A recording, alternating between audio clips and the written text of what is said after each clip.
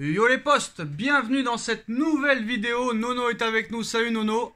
Salut Sacha. Alors Nono, on est à 3 semaines de la fin du mercato, mais demain, deuxième journée de championnat, PSG Montpellier, première de la saison au Parc des Princes, première de Christophe Galtier au Parc des Princes. À quel match faut-il s'attendre? Est-ce qu'on va rester sur la continuité du PSG Nantes 4-0 au Trophée des Champions et du PSG Clermont, plutôt du Clermont PSG 5-0, où le Paris Saint-Germain dans ces deux matchs a vraiment bien géré, bien dominé, a été séduisant dans tous les compartiments du jeu. Après maintenant, c'est vrai qu'on ne peut pas demander très clairement à l'équipe de gagner 5 ou 6 ou 7-0 tous les matchs, mais on espère quand même voir autant de beaux jeux qu'on a vu ces deux premiers matchs. Renato Sanchez présent dans le groupe du Paris Saint-Germain pour la première fois pour le match contre Montpellier. Kylian Mbappé est de retour. Par contre, pas de Warren Zaïre pour cette fois. Idrissa Gueye, Icardi, Ander Herrera et les autres joueurs du loft toujours écartés. Alors Nono, très clairement, qu'est-ce que tu attends du Paris Saint-Germain demain? Sacha, je vais encore faire mon pronostic, comme pour le Trophée des Champions, comme pour la première journée. Je vois, pour la rentrée au parc, je vois un bon petit 5-0. 5-0 contre Montpellier? Voilà. C'est une équipe beaucoup plus défensive, j'irai pas jusqu'à 5-0, même si je le souhaite, très clairement je le souhaite. Mais bon, pour moi Montpellier ça a l'air quand même plus solide que Clermont. Nantes, ils ont perdu beaucoup de joueurs, ça veut peut-être dire ça, pourquoi ils ont perdu 4-0. Mais bon, moi j'espère que tu vas pas te tromper, les deux premiers résultats tu t'es pas trompé. Mais bon, je pense pas qu'il faut penser que le PSG va gagner 5-0 tous les matchs. Je pense que tout le monde voudrait ça, mais je pense que des fois faut pas exagérer non plus. Bon, pourquoi 5-0 encore une fois? Non. Je vais te dire, vu notre niveau de jeu, et en plus une chose qu'on a l'air d'oublier, il y a monsieur Kylian Mbappé qui rentre, ça va être une boucherie. Et qu'est-ce que tu penses des gens qui disent que ça, qu'ils la sentent pas la saison de Mbappé cette année, que c'est plus la saison de Neymar et de Messi et que Mbappé ferait la gueule à l'entraînement, qui commence à faire un petit peu le directeur sportif adjoint de Luis Campos, qu'il aurait demandé des départs à Luis Campos et qu'à l'entraînement, il n'a pas le sourire, contrairement à Neymar et Messi qui ont vraiment le sourire du Joker. Il y en a marre de ces fakes, il y en a marre de ces fake news. Voilà, tout va bien aller. Messi retrouve son niveau. Neymar, pour l'instant, redevient sérieux. Et je pense pas que ça gêne Mbappé. Donc j'en ai marre de toutes ces rumeurs inutiles. Alors on a vu que Montpellier a gagné son premier match, mais moi j'irais pas dire jusqu'à 5-0. Peut-être qu'il y aura un petit 3-0, peut-être un 2-0 ou un 3-1 ou un 4-2. Mais je verrai pas un 5-0 parce que Montpellier c'est beaucoup plus solide, Nono, que Clermont Foot. Je tiens à le préciser quand même. Mais pour le premier match au parc, ils vont vouloir donner un maximum. Et je pense que ça peut être très très chaud. Après c'est vrai que Montpellier ils ont juste battu 3, une équipe quand même assez faible. Défensivement Montpellier a des carences, donc voilà. Que Dieu t'entende et que les joueurs t'entendent, Nono. En ce qui concerne le mercato parisien, on devrait partir sur le même 11 de départ, c'est juste Sarabia qui va sortir et Kylian Mbappé qui devrait prendre sa place de titulaire. Et carrément, Nono, il y en a sur les réseaux sociaux qui laisseraient Sarabia titulaire et mettraient Mbappé sur le banc et le feraient rentrer à une demi-heure de la fin. Qu'en penses-tu de ça? Moi je pense tout simplement qu'ils comprennent rien au ballon. Si Kylian est à 100%, s'il a montré de bonnes choses à l'entraînement, c'est même pas la peine d'en discuter. Alors on part sur le mercato. Comme vous le savez, le Paris Saint-Germain cherche un défenseur central. La priorité a toujours été Milan Skriniar, mais possible fin de la piste Milan Skriniar pour le Paris Saint-Germain, Simone Inzaghi, l'entraîneur de l'Inter de Milan, indique que le mercato de l'Inter est désormais terminé dans le sens des départs. Bon, on a vu, Nono, lors des précédents mercatos, qu'il y a beaucoup de clubs qui disent ça pour que les clubs adverses commencent un peu à se dépêcher pour recruter les joueurs. Est-ce que tu crois aux propos de Simone Inzaghi? J'y crois à 50%, mais je me dis que le mercato dure jusqu'au 31 août. 1er septembre. Pardon? 1er septembre. 1er septembre, pardon. Et je pense que c'est une opération qui peut se faire au tout dernier moment. Alors, la piste B, on va dire, le plan B, Mohamed Simakan va rester au Red Bull Leipzig. Le Paris Saint-Germain n'est pas une option pour lui cet été. Donc ça commence à se compliquer au niveau de la défense centrale pour le Paris Saint-Germain. Est-ce que Luis Campos va aller sur une troisième piste que les médias ignorent? On sait qu'il y a le petit joueur du Sporting Lisbonne qu'on avait évoqué il y a quelques semaines, Nono, qui est toujours dans la shortlist de Luis Campos. Donc à voir, hein, ça devrait jouer entre Skriniar et lui, à moins qu'il nous sorte un lapin du chapeau. En ce qui concerne Marcus Rashford, c'est déjà terminé, hein, ça n'aura pas duré longtemps, Nono. Eric Ten Hag annonce que Marcus Rashford ne quittera pas Manchester United. Il est vraiment important, je suis vraiment content de lui, je ne veux pas le perdre. Il est définitivement dans nos plans, indique l'entraîneur des Red Devils en conférence de presse. Et en plus de ça, ils peuvent le prolonger une année automatiquement. Le PSG l'estimait à 70 millions d'euros, alors que Manchester United l'estime à 140 millions d'euros. Donc ce n'est pas la peine du tout. On est d'accord, non, pas la peine d'aller sur Marcus Rashford. On est d'accord, et j'en veux un petit peu aux journalistes qui te sortent des rumeurs comme ça. Rashford au PSG. Ah non, c'est bien vrai, hein. Ce n'est pas une rumeur, c'est bien vrai. D'ailleurs, lui, il voulait venir au Paris Saint-Germain. Malheureusement, c'est trop cher.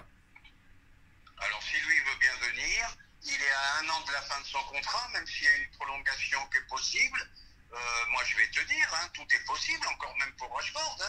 Non, je pense pas que Paris mettra plus de 100 millions sur Marcus Rashford, un joueur très irrégulier qui enchaîne les blessures et qui est en échec depuis plus de 2 ans à Manchester United. Je pense pas. Je suis d'accord avec toi, mais j'allais te le dire justement. Bon, il sort quand même de 2 saisons décevantes et d'un Euro décevant. Donc Manchester United me paraissait bien gourmand au niveau de la somme. Alors le PSG est très intéressé par Raphaël Leao. Luis Campos est un grand fan du joueur, estimé à 70 millions d'euros. L'opération va être compliquée financièrement, mais elle pourrait inclure Abdou Diallo dans le deal si elle se concrétise, parce que le Milan AC est sur Diallo depuis maintenant plusieurs années, enfin depuis 2021, ce qui pourrait faire baisser le prix à 50 millions d'euros pour Raphaël Leao. 50 millions d'euros pour Raphaël Leao plus Abdou Diallo, est-ce que ce serait une bonne opportunité pour le Paris Saint-Germain? Alors pour moi c'est un très très bon attaquant, Sacha. Je vais peut-être même te surprendre. Pour moi Leao est plus fort que Rashford. Peut-être que je vais te surprendre et ça serait une bonne opération à faire. Non, tu me surprends pas parce que j'ai dit la même chose dans ma précédente vidéo sur ma première chaîne. Tu vois, je le savais même pas, je l'avais même pas vu. Il se blesse moins, pour moi il est plus rapide, il est plus à l'aise devant le but, franchement il est plus jeune un peu, pas dans 1 an d'écart je crois. Il connaît la Ligue 1, il connaît très bien la Ligue 1 pour avoir joué au LOSC, donc ça c'est aussi un argument de poids et de taille. 50 millions d'euros plus Diallo, j'ai envie de te dire pourquoi pas, en plus c'est un jeune joueur, tu peux miser sur l'avenir, donc on verra ce qui se passera, mais voilà, ce serait bien franchement. En plus de ça, c'est un peu les mêmes profils des 3 devant, donc s'il y en a un qui est suspendu ou blessé, il pourra faire vraiment le travail. Ça serait une très bonne recrue à 50 millions. En plus, quand tu penses qu'on allait mettre je sais pas combien sur Skabaka, écoute, Leao, c'est l'étage supérieur. Alors Nono, il y a Riolo qui a lancé un débat aujourd'hui. Alors lui, il s'est réveillé aujourd'hui parce que je pense qu'il était en vacances. Pour une fois, il a raison. Il parle du FC Barcelone, comme quoi il ne comprend pas lui aussi ce recrutement pléthorique et incroyable de Laporta qui est en train de faire au FC Barcelone. Ils vont lever un 5e levier financier en vendant encore des parts de Barça Studio. Il a aussi critiqué tous les footix qui sont français et qui sont pour le Barça et le Real sans aucune raison valable. Après, bon, il s'est fait un petit peu charrier, un petit peu comme nous dans les commentaires. Mais voilà, qu'on aime ou qu'on n'aime pas, je suis assez d'accord avec lui. On va revenir sur ses propos où il dit que j'avais oublié qu'en France, on était le pays des footix avec tous ces supporters en carton de clubs étrangers. Donc forcément, un mot de travers sur le Barça, ça fait couler de la boue. Le faux supporter du Real ou du Barça, je sais pas s'il y a pire en fait. En fait, il explique que toujours le Paris Saint-Germain ou d'autres clubs doivent se justifier à chaque fois qu'ils font une opération très grosse au niveau de transfert. Par contre, quand c'est le Barça, il faut se mêler de nos affaires. Je suis assez d'accord avec lui. Où il dit aussi, chaque jour qui passe, et afin de valider son recrutement, le Barça semble devoir vendre des bouts du club. C'est quoi pro étape? Les joueurs jouent à mi-temps, ils jouent pour 2 clubs en même temps. C'est incroyable cette situation. Ils veulent pas juste moins dépenser. Moi, je suis désolé, Nono, il a raison. Quand t'achètes Neymar, Mbappé, il faut se justifier, machin, nani, bidule, machin. Eux, ils sont endettés de 1,3 milliard d'euros, mais ça ne nous regarde pas, t'en occupes pas, c'est nos affaires. Donc à un moment donné, Nono, je suis désolé. Et en plus de ça, personne ne leur dit rien. Et en plus de ça, là, toujours pas de De Jong sur le départ, et les mecs, ils vont continuer encore à recruter. 1,3 milliard d'euros de dettes. Ils ont vendu leur âme carrément à tout le monde. Moi, je comprends pas pourquoi ce club a plus d'avantages que d'autres, et j'ai très peur d'eux cette saison, Nono, parce que j'ai l'impression qu'il y a tout le monde qui a peur d'eux, et j'ai l'impression que même les arbitres pourraient les avantager durant toute la saison, que ce soit en Ligue des Champions ou en Liga. Je vais te dire, le problème maintenant, c'est que tu peux plus rien dire sans avoir le risque. Ah, moi je dis, hein, moi je dis, Nono, je dis, j'ai pas peur de le dire, c'est un club d'escrocs. Voilà, c'est tout, j'ai le droit de le dire. Voilà, mais on Voilà. va continuer. Ouais. Voilà, alors je continue.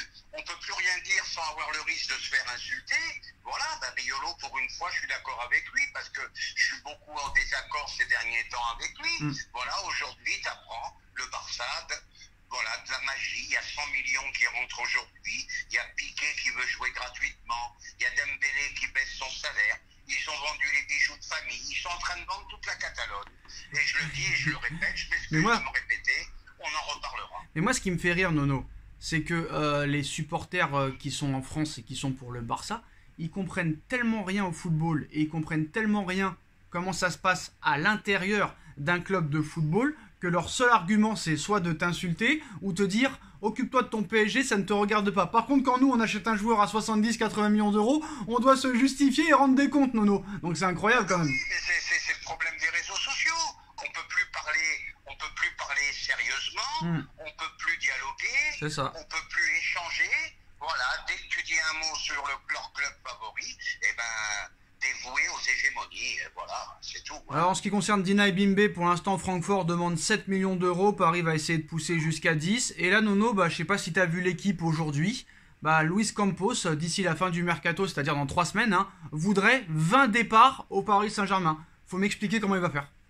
20, ça me paraît difficile, encore qu'aujourd'hui j'ai lu que Herrera avait peut-être changé d'avis.